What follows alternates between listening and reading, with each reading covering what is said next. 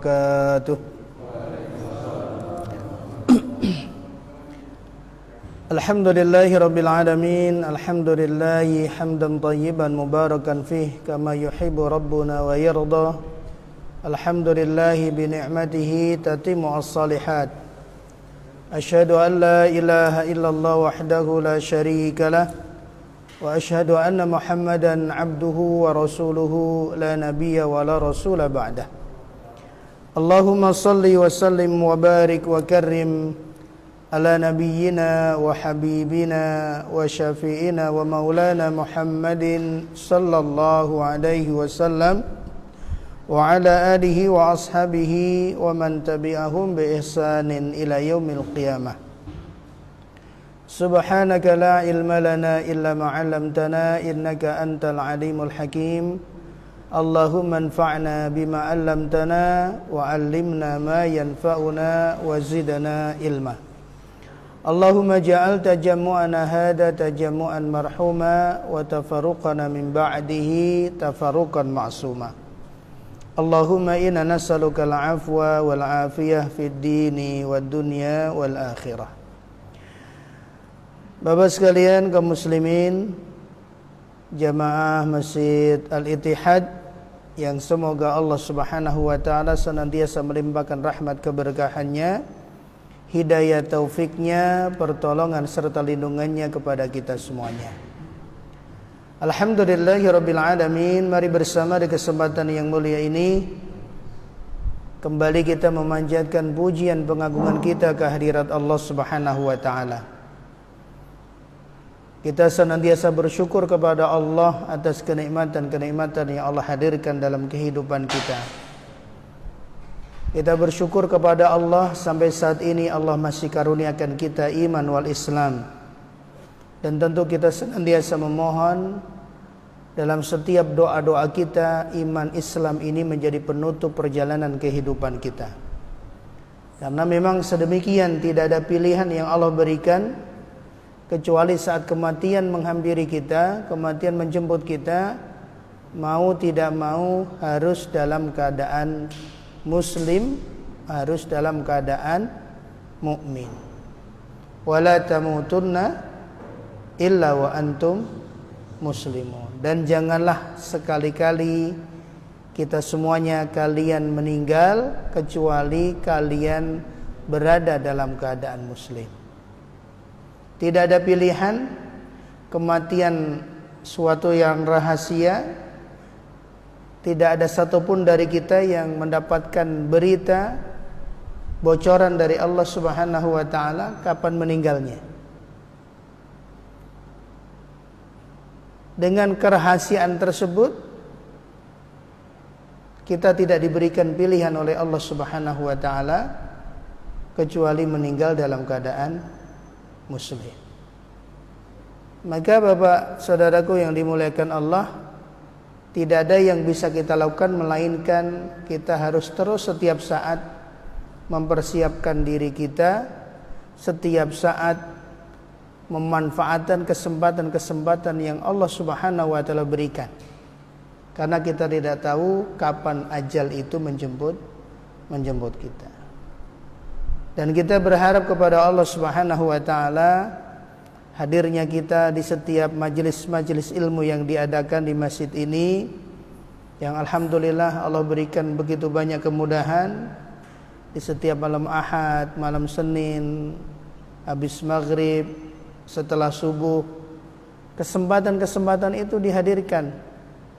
Tinggal kita meluangkan waktu kita mengambil itu. Dan semoga itu bisa menjadi salah satu nanti sebab Allah Subhanahu wa taala berikan akhir kehidupan kita dalam keadaan mukmin, dalam keadaan muslim. Nah, Bapak Ibu saudaraku yang dimuliakan Allah, alhamdulillah malam hari ini kita bisa kembali melanjutkan tadabbur Al-Qur'an kita di juz 30 yang seharusnya malam Ahad yang ketiga kemarin, karena saya ada acara alhamdulillah di malam Ahad yang keempat ini kita bisa diberikan kesempatan oleh Allah bertemu untuk melanjutkan kembali. Nah, insyaallah tadabbur kita di kesempatan malam hari ini melanjutkan tadabbur kita di surat yang sebelumnya, yaitu surat Al-Buruj. Kita akan tadabburkan bersama surat At-Tariq, surat ke-86 dalam urutan mushaf Utsmani, dalam urutan mushaf yang ada, yaitu surat ke-86. Nah, sebelum kita tadabburi seperti biasa, mari kita baca bersama surat At-Tariq. A'udzu billahi minasy syaithanir rajim. Bismillahirrahmanirrahim. Was-samaa'i wat-tariq. Wa ma adraka mat-tariq. An-najmus saqib. In kullu nafsin lamma 'alayha hafiz. فلينظر الإنسان مما خلق من ماء دافق يخرج من بين الصلب والترائب إنه على رجعه لقادر يوم تبلى السرائر فما له من قوة ولا ناصر والسماء ذات الرجع والأرض ذات الصدع إنه لقول فصل وما هو بالهزل إنهم يكيدون كيدا وأكيد كيدا فمهل الكافرين أمهلهم رويدا. Sadaqallahul Adzim. Mengenal sebagai pembukanya surat At-Tariq. Namanya surat ini dinamakan dengan surat At-Tariq, diambil dari ayat pertamanya. Juga dinamakan surat Was-Sama'i Wat-Tariq. Surat ini termasuk surat Makkiyah, surat-surat yang Allah Subhanahu wa taala turunkan kepada Rasulullah di Mekkah sebelum Rasulullah hijrah ke Madinah. Surat ke-36 dalam urutan turunnya, diturunkan setelah surat Al-Balad dan sebelum surat Al-Qamar. Dalam mushaf Utsmani, dalam Quran kita sekarang, At-Tariq adalah surat ke-86 dengan jumlah ayatnya 17 ayat. Tema utama dari surat At-Tariq, Bapak Ibu Saudaraku yang dimuliakan Allah, masih ada kesamaan dengan surat-surat sebelumnya, seperti surat-surat di juz 30, yaitu masih berbicara tentang wahdaniyatullah, keesaan Allah Subhanahu wa taala, masih berbicara tentang al-imanu billah wal imanu bil yaumil akhir, yaitu berbicara tentang keesaan Allah Subhanahu wa taala, kesempurnaan kekuasaan Allah Subhanahu wa taala, kedalaman hikmah-hikmah Allah Subhanahu wa taala, dan keluasan ilmu Allah yang tiada batas. Dalam surat At-Tariq ini juga berbicara tentang keniscayaan akan adanya kebangkitan kelak setelah manusia dimatikan sejenak oleh Allah Subhanahu wa taala, kemudian dihidupkan di alam barzahnya. Nanti dari alam barzah Allah akan bangkitkan, yang kita semuanya mengimani, yang disebut dengan Yaumul Ba'ats, yaitu hari di mana nanti manusia dibangkitkan kembali oleh Allah Subhanahu wa taala. Juga menegaskan lagi akan fungsi dan peran Al-Quran, bahwa Al-Quran benar-benar wahyu dari Allah Subhanahu wa ta'ala yang Allah turunkan untuk menjadi pembeda antara kebenaran dan kebatilan. Kemudian surat ini ditutup dengan tasliyah, penguatan, hiburan kepada Nabi Muhammad sallallahu alaihi wasallam dan juga seluruh umatnya sampai kapanpun, agar tidak terlalu menanggapi tekanan-tekanan, ledekan-ledekan, ejekan-ejekan orang-orang yang memusuhi Islam. Agar Nabi dan umatnya terus bekerja, terus berdakwah tanpa memikirkan risiko. Karena Allah nanti akan menangani dan mengurusi mereka. Wal aqibatu lil muttaqin. Akhir kesudahan itu, kemenangan itu pasti milik orang-orang yang bertakwa. Kemenangan di dunia bukan berarti kemudian tidak sakit, kemudian tidak susah. Tapi bisa jadi sakit itu adalah kemenangan bagi orang-orang mukmin. Kesusahannya, kesulitannya itu adalah kemenangan bagi orang mukmin. Dan sejatinya kemenangan nanti saat orang-orang beriman mendapatkan apa yang dijanjikan oleh Allah Subhanahu wa ta'ala. Nah, ini Bapak Ibu Saudaraku yang dimuliakan Allah. Hubungan surat ini, awal surat At-Tariq dengan akhir surat At-Tariq. Allah Subhanahu wa ta'ala menyampaikan di awal surat At-Tariq, was-sama'i wat-tariq. Allah bersumpah dengan langit, Allah bersumpah dengan ciptaannya yang ada di langit, yaitu At-Tariq. Orang bilang secara bahasa yaitu yang datang pada malam hari, atau bintang yang mengetuk. Sehingga kemarin sempat ada beberapa tulisan itu, ada seorang ahli astronomi ya, yang kemudian mendengar ketukan itu. Seorang astronot ya, yang kemudian mendengar ada ketukan itu, bintang yang berketuk, At-Tariq.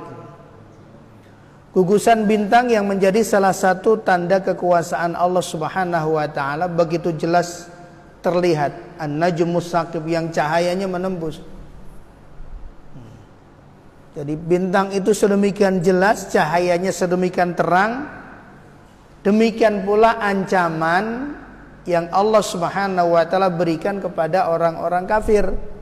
Itu juga ancamannya sangat jelas.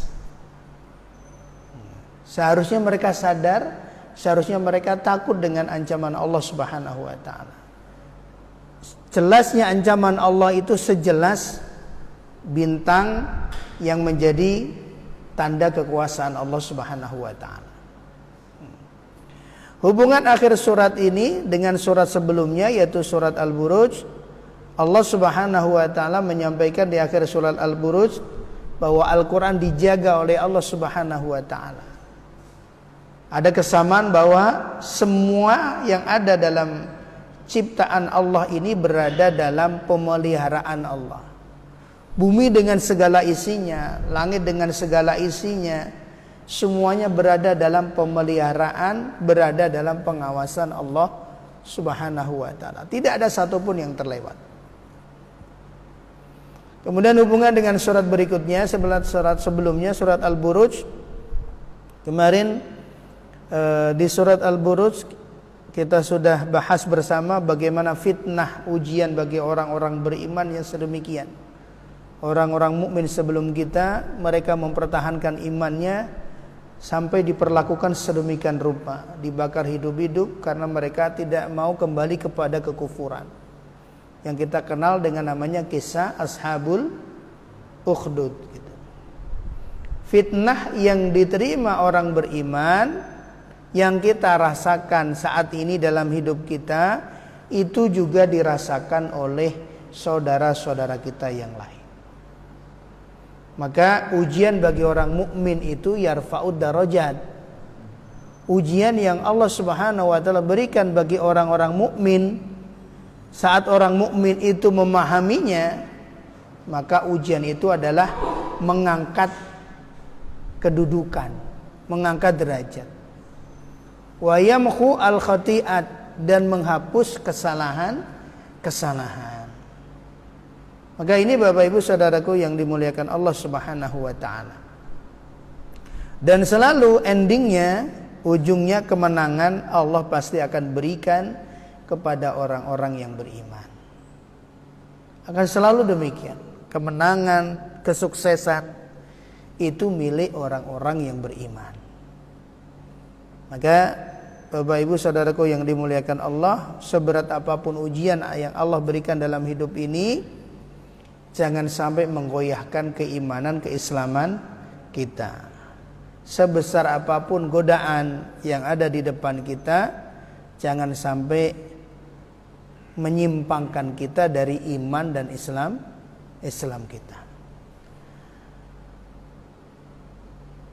Ada beberapa hadis yang Nabi SAW sampaikan berkaitan dengan surat At-Tariq. Salah satunya yaitu dari sahabat Abdurrahman bin Khalid Al-Adwani, dari ayahnya, bahwasanya Khalid Al-Adwani melihat Rasulullah SAW di pasar Saqif.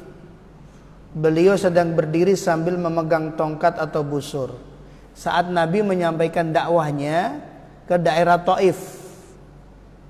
Ketika penduduk Mekah begitu keras tekanannya, begitu besar tantangannya, merintangi, menghalangi dakwah Rasulullah mencari dukungan. Mereka yang mau beriman mendukung ajarannya keluar Mekah. Salah satu daerah yang dituju yaitu Taif. Maka Nabi mendatangi mereka penduduk Taif dari kabilah Saqif untuk meminta pertolongan kepada mereka. Khalid berkata, aku pun mendengar Rasulullah membaca was-sama'i wat-tariq sampai ayat terakhir, amhilhum ruwaida. Lalu dia berkata, saya memahami surat tersebut pada zaman jahiliyah sementara aku masih musyrik. Kemudian aku membacanya di saat sudah memeluk Islam. Dia berkata, maka orang-orang Saqif memanggilku, kemudian mereka bertanya, apa yang kau dengar dari orang ini, yaitu Nabi Muhammad SAW. Aku pun membaca was-sama'i wat-tariq. Inilah diantara sebab yang menjelaskan bahwa surat At-Tariq termasuk surat Makiyah. Walaupun diturunkan di luar Mekah, dia turunnya di Taif, gitu. Tapi diturunkan sebelum Nabi SAW hijrah. Hadis lain juga menunjukkan bahwa Nabi SAW membaca surat ini ketika sholat duhur dan asar. Bahwasanya Rasulullah biasa membaca pada sholat duhur dan asar surat Al-Buruj dan surat At-Tariq dan yang semisal keduanya.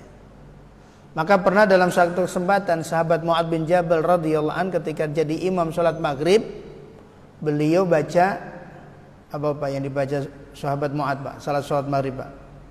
Mungkin kalau jamaah Al-Ittihad besoknya udah bubar itu. Yang dibaca surat Al-Baqarah sama An-Nisa Pak. Berapa juz Pak? 5 juz ya.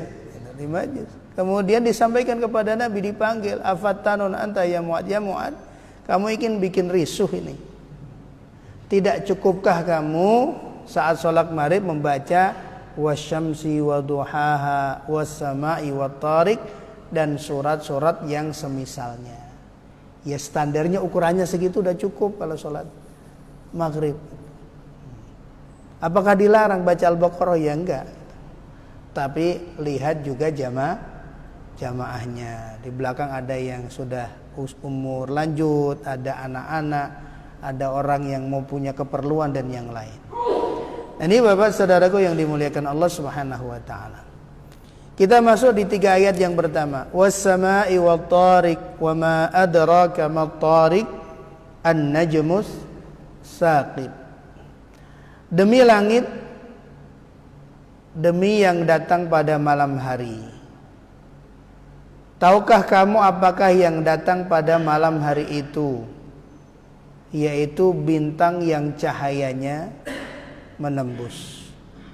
Kembali di surat At-Tariq ini, Bapak Ibu Saudaraku yang dimuliakan Allah, Allah menjadikan langit dan isinya sebagai objek sumpah, di mana tujuannya agar kita semuanya mentafakuri, mentadabburi, merenungi sebagaimana sumpah Allah dengan ciptaannya yang lain. Ketika ada satu objek ciptaan Allah jadikan sebagai sumpah, maka di situ ada hikmah yang sangat besar untuk kita renungkan, untuk kita tafakurkan, untuk melihat kemudian membandingkan dengan diri kita. Was-samaa'a banainaha bi'aidi wa inna lamusiun. Dan langit kami telah membangunnya dengan tanganku, kata Allah, dengan kekuasaanku. Dan kami akan terus meluaskan langit itu. Langit adalah ciptaan Allah yang paling luas, yang tidak ada lagi yang lebih luas dari langit. Sehingga keangkuhan manusia, kesombongan manusia yang merasa besar, Allah Subhanahu wa taala tantang, a antum asyadu khalqan amis sama'u banaha, mana yang lebih rumit, mana yang lebih kokoh, apakah kalian manusia ataukah langit di dalam membangunnya, membuatnya. Allah Subhanahu wa taala banyak bersumpah dengan waktu, wal asri, kemudian apa lagi Pak, wal fajri, wal laili idza yaghsha, bersumpah dengan waktu, bersumpah dengan ciptaan yang lain, gitu. Was samai wat tariq, di surat sebelumnya idas idas sama'u fatarat, idas sama'u syaqqat. Agar kita ini merenungkan bahwa tanda-tanda kebesaran, kekuasaan Allah, keesaan Allah itu benar-benar Allah perlihatkan, ada di sekitar kita, bisa kita lihat, bisa kita rasakan. Tanda-tanda kebesaran kauniyah yang ada di alam semesta ini. Dan Allah Subhanahu wa taala sumpah dengan langit ini menggandengkan dengan suatu yang datang pada malam hari, At-Tariq. Maka dalam satu hadis Nabi sampaikan, Nabi melarang salah seorang dari kita untuk pulang dari bepergian di waktu malam sampai dia memberitahukan keluarganya. Dulu belum ada telepon Pak ya, gitu kan. Jadi agar keluarganya yang di rumah itu tidak kaget, agar bisa bersiap-siap dulu untuk menyambutnya. Tapi kalau sekarang sudah ada WA, HP, bisa ditelepon lagi, gitu, baru tiba nanti di rumah jam sekian, gitu. Jadi tidak boleh mengejutkan orang yang ada di rumah, gitu. Karena malam hari itu kan terkait dengan sesuatu yang, ya seterang apapun jalan, kalau kita jalan di malam hari tetap ada rasa was-was kan Pak ya. Beda kita jalan siang hari, walaupun malam hari itu seterang siang, kita jalannya juga was-was, tidak setenang saat kita di waktu siang. Hak Allah Subhanahu wa taala, Allah bebas bersumpah dengan apapun dari ciptaannya yang Allah kehendaki. Allah boleh bersumpah dengan langit, bersumpah dengan bumi, bersumpah dengan waktu, bersumpah dengan malam, siang, fajar. Tapi kita tidak boleh bersumpah kecuali dengan nama Allah Subhanahu wa taala. Wallahi, billahi. Karena siapa yang bersumpah dengan selain Allah, dia bisa jatuh kepada kekufuran dan kesyirikan. Yang perlu jaga. Nah, ini yang dimuliakan Allah Subhanahu wa taala. Allah mengawali di tiga ayat yang pertama bersumpah. Ketika Allah bersumpah berarti ada sesuatu yang besar yang Allah ingin sampaikan. Dan ketika Allah bicara tentang At-Tariq di ayat yang kedua, diawali dengan kalimat wa ma adraka, dan tahukah engkau apa itu At-Tariq. Dan kalau kemudian kita lihat di ayat-ayat yang lain, ketika ada satu sesuatu diawali dengan kata adroka itu menunjukkan sesuatu yang luar biasa, suatu yang bukan biasa. Al-qari'ah, mal qari'ah wa ma adraka mal qari'ah, suatu yang luar biasa.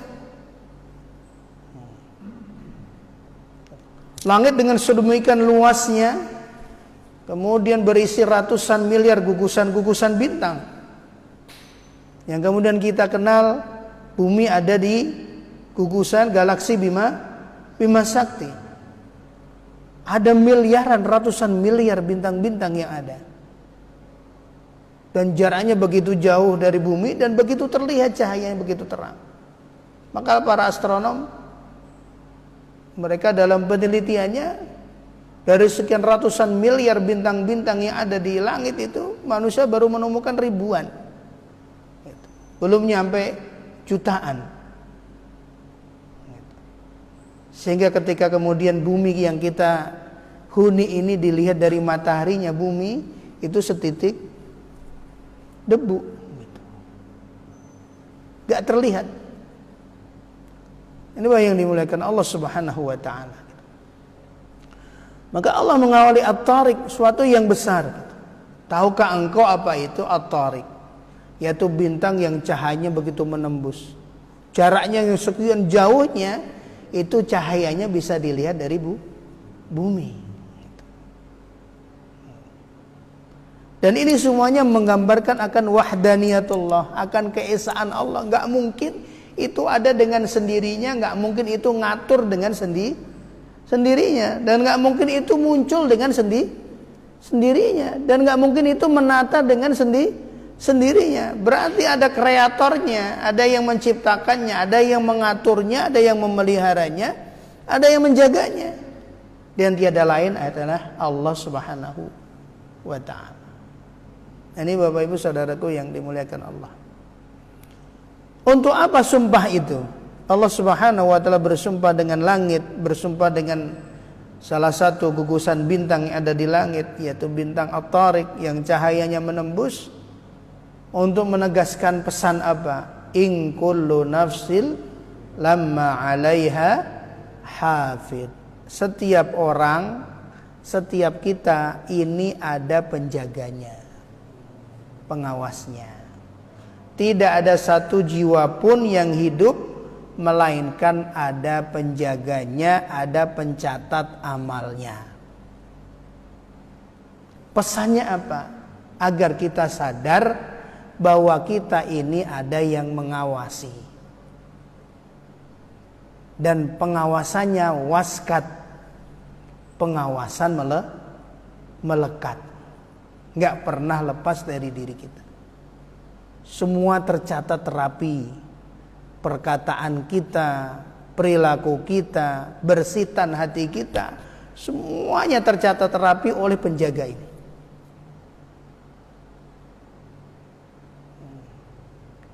Maka kalau dalam hidup ada yang memfitnah kita, mendengki kita, ya udah ada yang nyatet. Atau kemudian ada dari dalam diri kita ada niatan yang tidak baik, hati-hati. Ada yang mencatat nanti. Atau terlontar dari lisan kita perkataan yang tidak baik, hati-hati, waspadai. Ada yang mencatat nanti. Atau muncul dari sikap perilaku kita yang tidak diridhoi oleh Allah Subhanahu wa ta'ala, hati-hati, ada pengawasnya. Dan sungguh kami telah menciptakan manusia dan mengetahui apa yang dibisikkan oleh hatinya. Dan kami lebih dekat padanya daripada urat lahirnya. Pengawasnya itu begitu dekatnya, menyatu. Ingatlah ketika dua malaikat pencatat perbuatannya, yang satu duduk di sebelah kanan dan yang lain di sebelah kiri. Tidak ada satu kata yang diucapkannya melainkan ada di sisinya malaikat pengawas yang selalu siap mencatat. Ma yalfidu min qaulin illa ladaihi raqibun atid. Tidak ada satu kata yang terucap, tidak ada satu perilaku yang terlihat, melainkan di situ ada penjaga dari malaikat-malaikat Allah Subhanahu wa ta'ala yang Allah tugaskan untuk ngawasi. Dan yang satunya lagi mencatat. Ngawasi, nyatet, ngawasi, nyatet. Gak ada yang lewat. Gak ada yang terlewat. Dalam surat Yasin Allah Subhanahu wa taala juga gambarkan al-yauma nakhtimu ala afwahihim wa tukallimuna aydihim wa tashhadu arjuluhum bima kanu yaksibun. Hari itu kami kunci rapat lisan mereka. Yang lisan ini biasa berkhilaf, berargumentasi udah nggak bisa. Yang bicara tangan. Mungkin nggak tangan dusta, Pak? Nggak mungkin dusta. Karena semua ciptaan Allah ini pasti tunduk kepada Allah. Tangan nggak punya nafsu, lisan punya nafsu. Bukan hanya tangan yang berbicara, tapi dikuatkan oleh kaki. Kaki menjadi saksi akan kebenaran apa yang dikatakan oleh tangan. Mengatakan apa, mempersaksikan apa? Bima kanu ya sibun. Apa-apa yang dulu mereka telah perbuat di dunia, apa-apa yang dulu mereka katakan di dunia, mereka lakukan di dunia, yang terbersit di dalam hatinya semuanya. Tangan ngomong, kaki menjadi saksi terus. Nah, ini Bapak Ibu Saudaraku yang dimuliakan Allah, ayat keempat ini mengingatkan kita agar kita menyadari, agar kita benar-benar sadar bahwa sepanjang kehidupan ini kita diawasi oleh Allah Subhanahu wa taala. Maka para ulama yang mengajarkan akhlak, hendaknya orang mukmin itu selalu ada dalam dirinya muraqabah. Selalu merasa diawasi gitu. Dilihat oleh Allah Subhanahu wa taala. Bahkan niat pun juga dicatat. Yang enggak kelihatan, Pak, ini juga dicatat. Bersitan hati yang kemudian sudah menjadi al-qasdu, menjadi tekad yang ingin kita lakukan, itu pun juga dicatat, baik atau tidak baik. Maka Rasulullah sampaikan, sesungguhnya Allah menulis kebaikan-kebaikan dan kesalahan-kesalahan, kemudian menjelaskannya. Barang siapa berniat melakukan kebaikan, dia niat saat mendapatkan informasi nanti malam habis maghrib mau ada taklim gitu. Dia dengar kemudian niat, ya Allah semoga nanti bisa hadir. Dia niat. Tapi karena suatu hal yang dia niatkan tidak jadi melakukannya, urung. Apakah dia kehilangan kebaikan? Ternyata enggak. Allah tetap menuliskannya sebagai satu kebaikan yang sempurna di sisi Allah Subhanahu wa ta'ala. Ini Pak, kebaikan. Maka kemudian para ulama mengajarkan saat kita ingin melakukan satu kebaikan, aksirin niyah, perbanyaklah niat-niat kebaikan itu. Mau ke masjid, jangan niatnya cuma mau ke masjid aja. Hadirkan niat-niat kebaikan yang banyak. Ketemu saudara, ketemu teman, gitu kan. Ingin nanya kabar saudara, ingin baca Quran, ingin iktikaf, ingin sholat sunnah, gitu. Ingin berjamaah, gitu. Ingin ngaji, gitu. Dan setiap niat-niat baik ini dicatat oleh Allah Subhanahu wa ta'ala. Kebaikan apapun yang kita lakukan, kita pagi hari berangkat mau kerja, kita niatkan bukan hanya sekedar kerja, tapi hadirkan, cari sebanyak mungkin niat-niat baik, karena dari setiap niat baik itu dicatat oleh Allah Subhanahu wa ta'ala.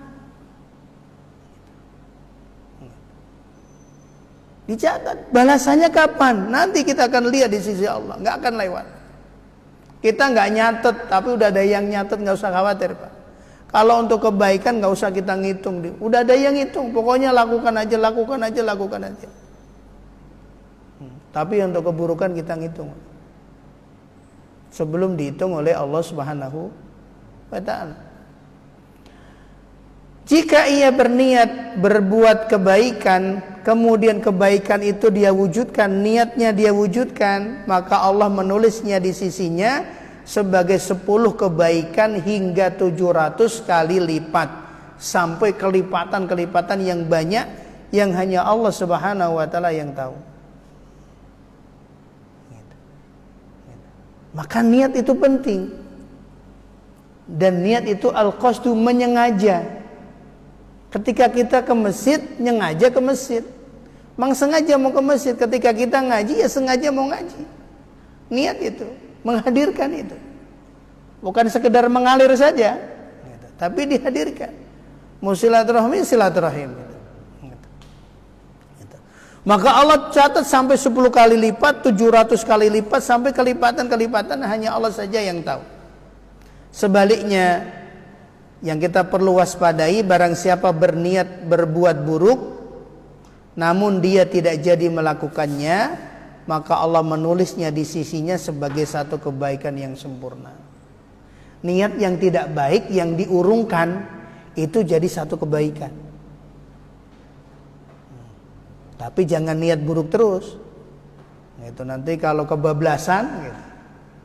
Ini rahmat Allah Subhanahu wa taala. Niat yang enggak baik, kita mungkin lalai, mungkin kita kalah dengan nafsu kita kalah dengan hawa kita, semoga kemudian kita terperdaya, muncul niat tidak baik.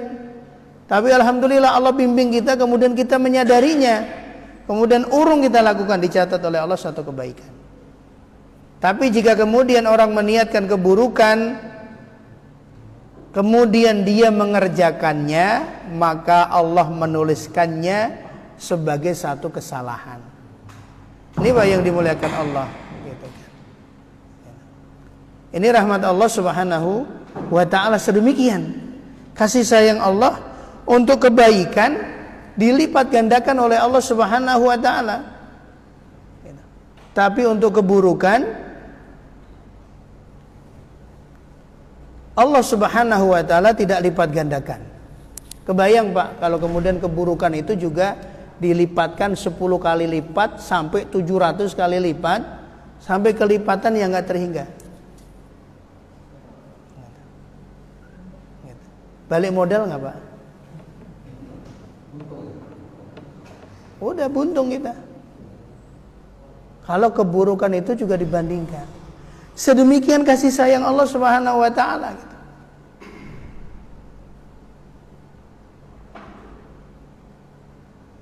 Tapi terkadang manusia tidak melihat itu. Tidak melihat kebaikan-kebaikan yang Allah Subhanahu wa ta'ala karuniakan.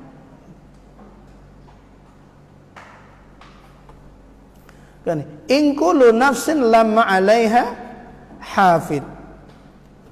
Bahwa setiap jiwa, setiap diri kita ini ada malaikat yang Allah Subhanahu wa ta'ala menjaganya. Kemudian di ayat yang berikutnya, setelah kita diingatkan agar kita waspada, kemudian sadar diri akan pengawasan Allah Subhanahu wa ta'ala, ayat 5 sampai 7 kita diingatkan, kita diajak untuk tadabbur lagi, merenungi lagi. Yang di awal Allah mengajak kita mentadabburi alam semesta. Kalau kejauhan, Allah mengingatkan kita tadabburi yang terdekat dengan kita, yaitu diri kita sendiri. Gitu. Karena ada ungkapan man arafa nafsahu arafa rabbah. Siapa yang ngerti dirinya, pasti dia akan kenal Robnya. Kalau dirinya sendiri aja dia nggak kenal, dia nggak akan kenal Robnya.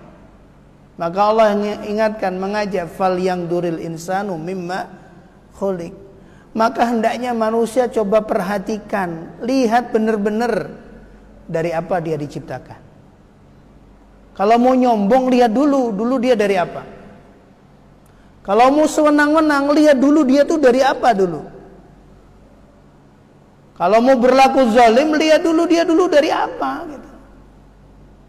Kemudian dia menginjak-injak kehormatan harga diri orang, memfitnah orang, sewenang-wenang seakan sedemikian. Coba lihat dulu dia dari apa. Fal yang duril insanu mimma khuliq.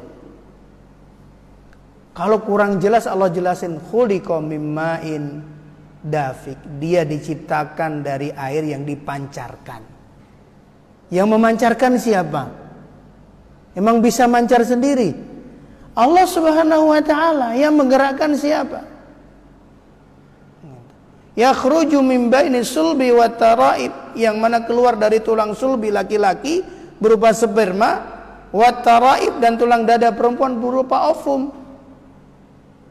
Dari 300 sampai 500 miliar yang kemudian bisa membuahi ovum itu sekitar 10%, 1% doang. Sekitar 300-500 ribu. Kemudian dari itu cuma satu yang bisa mendekati sel telur. Siapa yang menggerakkan? Apakah sel sperma itu punya otak? Enggak punya. Apakah punya kekuatan? Yang menggerakkan siapa? Yang kemudian memilih itu siapa? Kemudian dia bisa mengenali itu sel telur siapa? Allah Subhanahu wa ta'ala. Sampai Allah sampaikan di ayat yang lain, khuliqa mim ma'im mahin. Manusia itu diciptakan Allah dari air yang hina. Kena pakaian pun harus dicuci. Gitu. Gak ada nilainya. Gitu. Tapi begitu sudah disempurnakan Allah, Allah ingatkan dalam surat Al-Fitar, ya ayyuhal insanu ma gharraka bi rabbikal karim alladzi khalaqaka fasawwaka fa'adalak. Wahai manusia, apa yang membuat dirimu kemudian terperdaya lalai kepada Rabbmu yang begitu dermawan, dikasih fasilitas yang sedemikian sempurna, bentuk tubuh yang sedemikian sempurna, sedemikian utuh, nggak minta apa-apa Allah Subhanahu wa ta'ala. Tapi kenapa kemudian pemberian yang sedemikian ini tidak ingat siapa yang ngasih? Manusia nggak ingat. Ma gharraka bi rabbikal karim, yang memperdaya dirimu apa wahai manusia, sehingga kemudian lupa kepada Rabbmu yang begitu dermawan. Kedermawanan Allah apa? Alladzi khalaqaka, yang menciptakanmu, fasawwaka, menyempurnakan ciptaanmu, fa'adalak, menjadikan kamu bisa berdiri tegak. Fi ayyi suratin ma syaa rakabak, dalam bentuk yang sedemikian rupa Allah menyusun. Maka Allah ingatkan. Maka Imam Hasan Basri mengatakan, kaifa yatakabbaru man kharaja min sabilil baul marratain. Bagaimana bisa ada yang sombong? Gitu. Bagaimana bisa sombong orang yang keluar dari jalur air kencing sebanyak 2 kali? Asal muasal kita kan itu, Pak. Gitu. Bagaimana bisa sombong? Gitu. Kita ngeluarin aja bayar 2.000 Pak minimal Pak ya. Gitu. Keluar. Hasil dari secara biologis, ilmu biologi, dari sel sperma laki-laki dan dari sel telur wanita. Maka Imam Hasan Basri mengatakan demikian. Yang menjadikan mulia apa? Ketika dia taat kepada Allah Subhanahu wa ta'ala. Laqad khalaqnal insana fi ahsani taqwim. Maka Allah sampaikan, sungguh penciptaan langit dan bumi itu lebih besar daripada penciptaan manusia.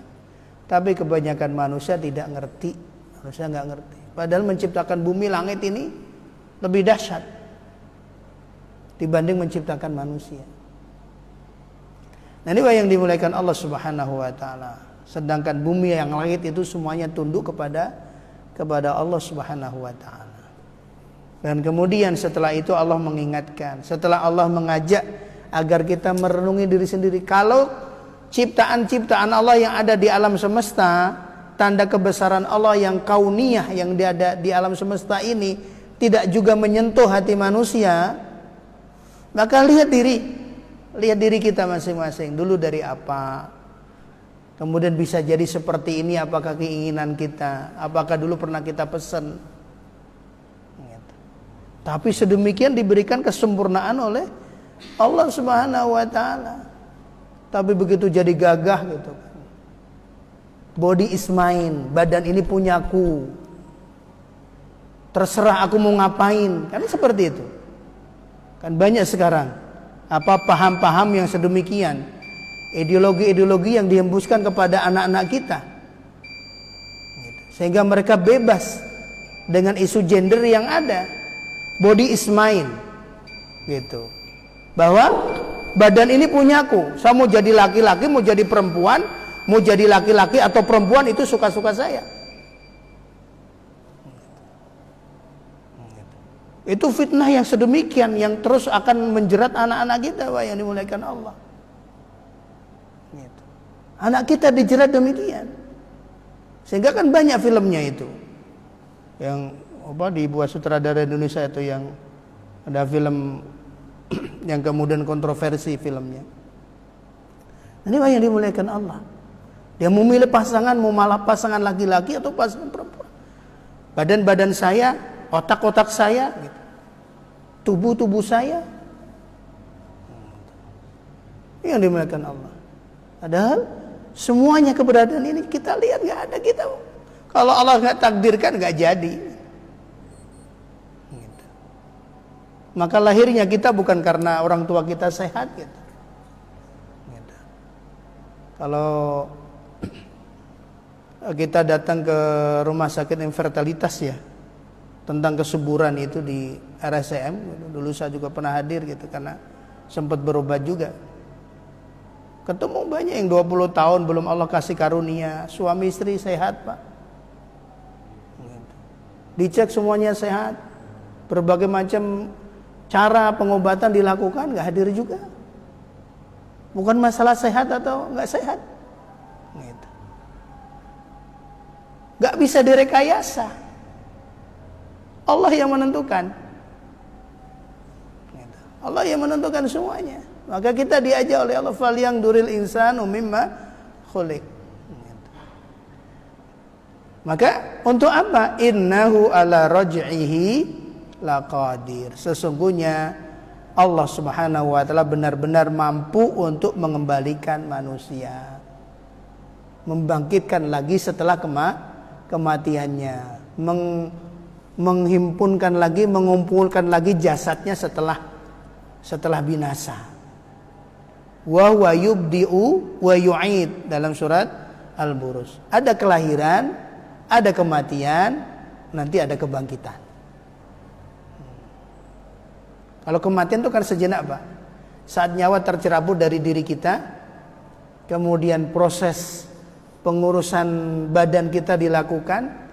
Begitu kita dimasukkan liang lahat, 3 langkah kita ditinggalkan pengiring kita, saudara-saudara kita, teman kita mengantar kita ke jenazah, kita didudukkan.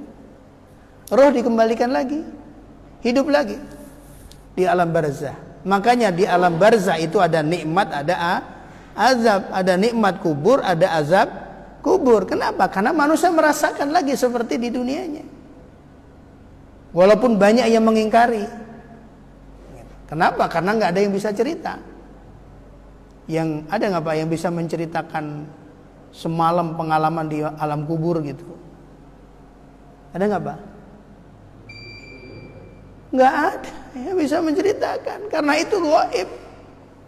Gitu. Kalau yang di alam kubur bisa hidup, gitu, digambarkan oleh Allah kan, gitu, akan sedekah, akan jadi orang soleh kalau bisa hidup. Ya Rabb, seandainya masih ada tenggang waktu, gitu, kembalikan aku ke dunia, la'alli a'malu sholihan fima taraktu, agar aku bisa menggenapi lagi dulu amal-amal soleh yang aku abaikan. Mau tambah lagi, mau tambah lagi. Allah gambarkan demikian. Karena nggak ada yang bisa menjadi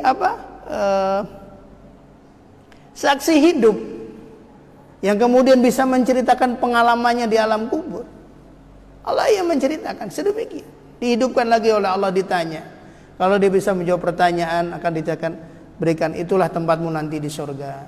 Sepanjang pagi, siang, pagi, sore mendapatkan kenikmatan dari Allah Subhanahu wa taala. Dan dialah Allah yang memulai penciptaan, kemudian mengulanginya kembali, dan itu lebih mudah bagi Allah.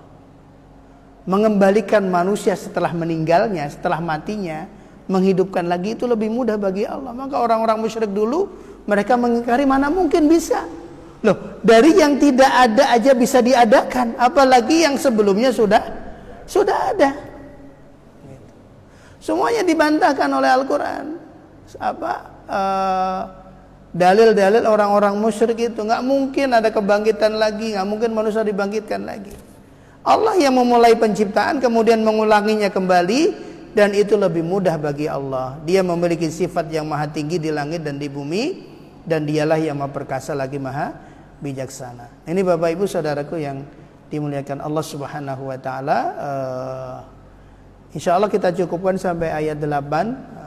Di kesempatan yang akan datang insyaallah kita akan lanjutkan lagi tadabbur kita di surat At-Tariq ini, karena memang temanya itu keesaan Allah Subhanahu wa taala, agar kita melihat tanda-tanda kebesaran Allah di alam semesta, tanda-tanda kebesaran Allah yang ada pada diri kita, kemudian keniscayaan kita semua ini nanti pasti akan kembali dihidupkan, dikembalikan oleh Allah Subhanahu wa taala.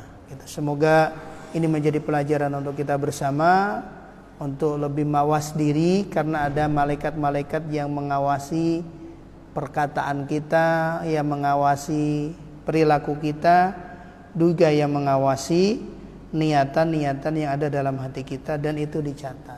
Semoga itu menjadi pelajaran untuk kita semuanya, agar kita bisa lebih berhati-hati dalam berkata, berhati-hati dalam bersikap, dan berhati-hati di dalam menghadirkan niat. Dari saya kurang lebihnya mohon maaf. Alafu minkum astaghfirullahi wa lakum. Assalamualaikum warahmatullahi wabarakatuh.